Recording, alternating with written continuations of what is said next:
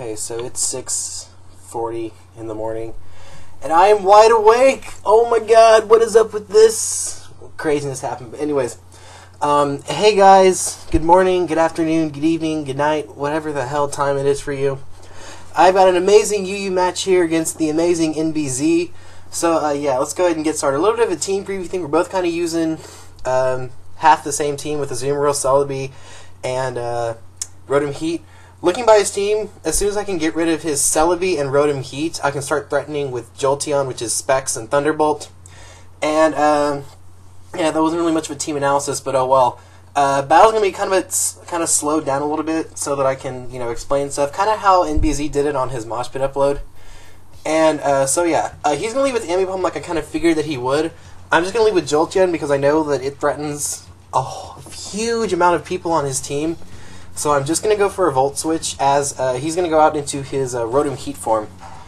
Now, judging by the amount of damage this is, I mean, I am Choice Spec and it is still a stab Volt Switch. And that does about like a fifth to his Rotom Heat form. So I'm figuring that he's more of a walling variant as opposed to an offensive one. The leftovers right there kind of confirms it. He's looking like he's got a little bit more special investment, or special defense investment, as opposed to defensive investment. So I'm just going to go for a safe Stone Edge as he goes out into his Suicune. And at the time I didn't know like what kind of Coon this was, but I missed the Stone Edge, and that's actually going to come back to bite me in the ass here a little bit later on in the match. So right here he's going to go for a Scald, I believe. So I saw Scald, and it hit my Celebi, and I figured that this is more of a defensive kind of like Crocoon is my initial thoughts on that. So I'm actually going to pull a double switch here. I thought that he was maybe going to Ice Beam or switch out to something. No, I was predicting his Heracross switch. That's right, I predicted him to go out to Heracross. But he actually just goes out into his own Rotom. So it's kind of like a little Rotom on Rotom duel. I'm going to speed this up right about now. And because I have those magical power speed videos up. So I see Thunder Wave and I'm like, okay, yeah, this is definitely like a walling kind of variant. Well, it wasn't choiced anyways. So right here, like neither one of us really want to like switch out, don't really have a clue what to do. But I am not going to switch out until he overheats, because I want him to at least overheat so that way he has the attack drop as opposed to myself having an attack drop. Plus I know nothing on his team, barring his Celebi, will want to take a Thunderbolt. So anyways, he overheated, and right here I'm going to predict to switch out into something to something else. So I'm going to go for the Pain Split as he actually goes back into a Celebi. Now that's really good because now I'm back at full health, and I've got him thinking that because I have leftovers and I haven't overheated yet, that he's probably going to expect me to switch out because he knows that an overheat probably won't one-hit KO. But what he doesn't know is that I am a modest max special attack Rotom, and that overheat will definitely be one-hit KOing the Celebi. Even with the crit, it's still a one-shot, and that's what I was hoping. I was hoping that he'd, like recover or Nasty Pop predicting my switch, and that is a dead Celebi. So that is one out of the two main means that I need to get my Jolteon sweep going later on. So he goes up to his Azumarill, pulls a very nice double switch, goes into his Heracross as I go back out into my Celebi. Now this is a really, really tough situation for me. I honestly had a bad feeling that he was going to be a substituting set, but I couldn't do anything with Celebi anyways. I mean, this is a Thunder Wave, Leech Seed, Recover, Giga Drain set, so I can't touch Heracross for anything. So I'm just going to have to go into Rotom and just hope that he is Scarfed, even though I figured he was going to sub, and he does show sub, so that puts me in a horrible, horrible, horrible, horrible position. So I figured that, okay, I can probably take a Stone Edge because I have HP investment. I do live it, but I get paralyzed, and that makes the situation just worse. Because now I have to let Rotom die, and then I'm going to have to let something else eventually take like some other kind of hit from this thing, probably like a Mega Horn or a Close Combat. So, I have to leave Rotom in his fodder, and that sucks. That really, really sucked. So I'm going to go back into Jolteon, hoping that he might just want to go for a close combat, but I mean, of course, NBZ is going to stay in, scout, and just go for another substitute, which is the smart play to make. So I'm just going to hit him with a Volt Switch, and at this point, I have to go into my Azumarill. Like, barring anything, like, I just have to go into Azumarill, because that's the only real thing I can do, because everything else either like speed ties with it or is I want to save for other things. So I go into a zoom roll, I have to Aqua Jet, and of course because he's NBZ, he's going to have Focus Punch. So I Aqua Jet just to break the sub, and I'm going to get hit with the Focus Punch. Now, because, you know, regular Bandit Azumarill has HP investment, I'm kind of skeptical about taking one. I mean, I think I can, but I'm skeptical about it. And I live with 41, so that was also big. That means I can fodder out Azumarill for later purposes. So right here, I'm kind of half expecting his Suicune to come back in, so I'm going to go into my Jolteon. But he goes into Azumarill, which isn't necessarily too bad, per se. So right here, I know that he has no reason not to go for the Aqua Jet. So I'm going to go into my Celebi, and what I'm trying to do here is bait his Rotom to come back out, so then I'm going to pull a double switch into my Aerodactyl immediately after I take the Aqua Jet. And that took me a little bit of a while to make, because I was like, is he going to do it? But, you know, I had to risk it, because I needed that Rotom dead, because, I mean, his Celebi was already dead. I needed his Rotom dead so that I could start firing off Thunderbolts all over his team. So he does go into Rotom. That is going to help me out so much, because now I'm able to fire off a Stone Edge. It's not going to miss, thankfully. I mean, it missed the first time on that Coon. But I am able to hit it, and that is going to take down his Rotom. So at this point, I'm kind of like, okay, I just need to find a safe switch in to get my Jolteon in, and then I can start threatening with Thunderbolts.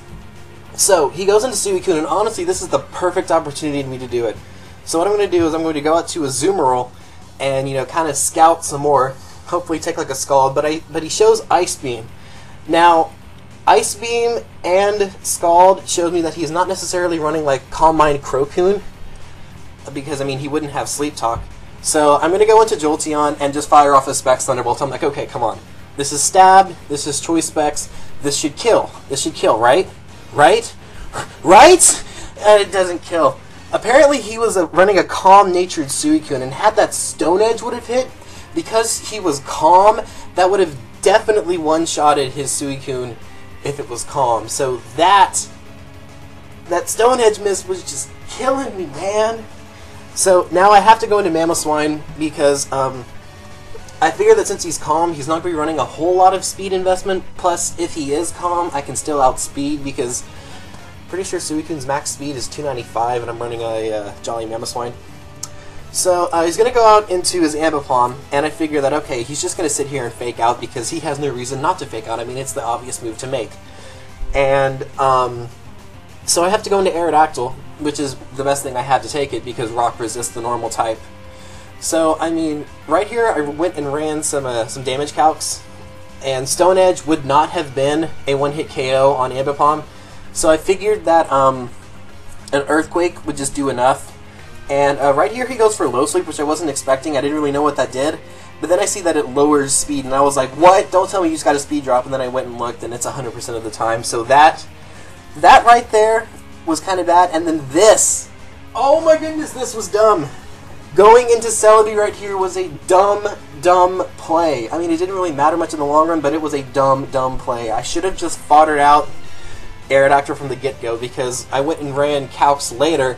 An Ice Shard from Mamoswine KOs at that range, so I only really needed Aerodactyl just for his Ambipom, so I could have something to outspeed. So that was a mistake. And here I finally answer what kind of set he is. He's a Fling Light Ball set, which I found to be really interesting. So right here, as much as I want to predict his switch to Azumarill, I cannot risk it. I mean, I would want to, but I can't. And so he does go out to Azumarill. I am just going to go for the safe Ice Shard.